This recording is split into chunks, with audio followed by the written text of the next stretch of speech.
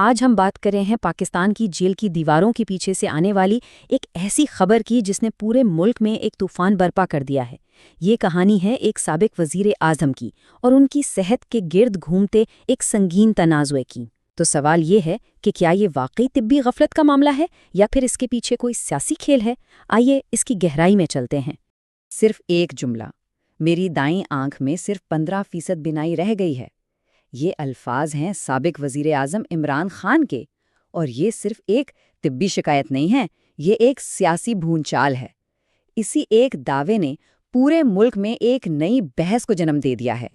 تو آخر اس دعوے میں سچائی کتنی ہے؟ اسے سمجھنے کے لیے ہمیں ان تفصیلات کو دیکھنا ہوگا جو ان لوگوں نے بتائی ہیں جنہوں نے عمران خان کو جیل میں اپنی آنکھوں سے دیکھا ہے۔ ذرا سوچئے، ایک 73 سالہ شخص جو کبھی ملک کا سب سے طاقتور فرد تھا، آج جیل کی سلاخوں کے پیچھے اپنی بینائی کھو دینے کے خوف سے پریشان ہے۔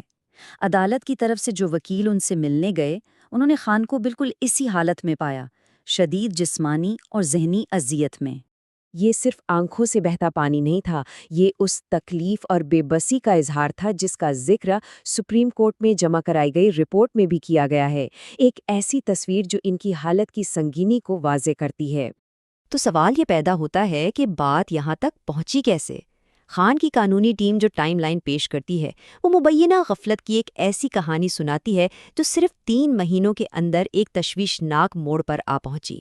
صرف 3 مہینے۔ اکتوبر میں جب سب ٹھیک تھا، وہاں سے لے کر جنوری میں دائیں آنکھ کی بینائی کے تقریباً مکمل خاتمے تک کا سفر۔ خان کی ٹیم کا الزام ہے کہ اس پورے عرصے میں ان کی شکایت کو سنجیدگی سے نہیں لیا گیا اور بروقت کارروائی نہیں کی گئی۔ ایک طرف تو خان کی ٹیم کے یہ سنگین الزامات ہیں، تو دوسری طرف سرکاری میڈیکل رپورٹس کیا کہتی ہیں؟ اب ذرا تصویر کا دوسرا رخ بھی دیکھ لیتے ہیں۔ اچھا، تو ڈاکٹروں کے مطابق اس حالت کو سینٹرل ریٹینل وین اوکلوژن کہتے ہیں۔ اگر آسان لفظوں میں سمجھیں تو یہ آنکھ کے پچھلے حصے میں خون کی ایک اہم رگ میں بلاکیج ہے، بالکل ویسے ہی جیسے کسی پائپ میں کوئی چیز پھنس جائے اور بہاؤ رک جائے۔ سرکاری رپورٹ یہ بتاتی ہے کہ تشخیص کے بعد علاج کا ایک پورا منصوبہ تھا۔ انہیں ہسپتال لایا گیا، ایک خاص انجیکشن دیا گیا، اور سب سے اہم بات یہ کہ یہ سارا عمل بقول ان کے عمران خان کی باقاعدہ رضامندی سے کیا گیا۔ جب یہ معاملہ ملک کی سب سے بڑی عدالت تک پہنچا تو صورتحال کی سنگینی کو دیکھتے ہوئے سپریم کورٹ نے فوری طور پر مداخلت کی۔ اور یہ کوئی معمولی بات نہیں تھی، کیونکہ خود چیف جسٹس آف پاکستان نے کہا کہ عمران خان کی صحت کا معاملہ انتہائی اہم ہے اور عدالت کو اس میں مداخلت کرنا پڑی۔ عدالت نے حکومت کو بالکل صاف اور واضح ہدایات دیں۔ 3 نکات تھے۔ پہلا، فوراً ایک میڈیکل ٹیم بنائی جائے۔ دوسرا، 16 فروری سے پہلے معائنہ مکمل ہو۔ اور تیسرا، عمران خان کو ان کے بچوں سے فون پر بات کرنے دی جائے۔ اور یہیں سے یہ کہانی 2 بالکل مختلف سمتوں میں بڑھ جاتی ہے۔ ایک ہی واقعہ، لیکن 2 بالکل الگ الگ بیانی ہیں۔ ایک طرف طبی غفلت کا الزام ہے، تو دوسری طرف یہ دعویٰ کہ انہیں تو شاہی سلوک مل رہا ہے۔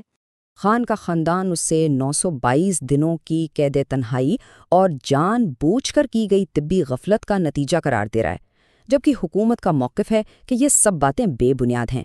انہیں تو وہ سہولیات اور مراعات حاصل ہیں جو کسی دوسرے قیدی کو نہیں ملتی۔ وکیل کی رپورٹ کے مطابق ایک طرف ورزش کی بائک، کتابوں کا ذخیرہ اور ایئر کولر جیسی سہولتیں ہیں، تو دوسری طرف خراب ٹی وی، ریفریجریٹر کی عدم موجودگی اور گرمیوں میں مچھروں کی بھرمار جیسی شکایات بھی ہیں۔ تو یہ ہے ان کی جیل کی کوٹھڑی کی حقیقت، جہاں سہولت اور مشکل ساتھ ساتھ ہیں۔ تو اب آگے کیا ہوگا؟ عدالت کے احکامات آ چکے ہیں اور اب سب کی نظریں حکومت پر ہیں۔ کیا عمران خان کو وہ طبی امداد ملے گی جس کا وہ مطالبہ کر رہے ہیں، یا یہ معاملہ بھی سیاسی کشمکش کی نظر ہو جائے گا؟ ایک سابق وزیر اعظم کی صحت داؤ پر ہے، اور اس کے ساتھ ہی ملک کی سیاست کا مستقبل بھی۔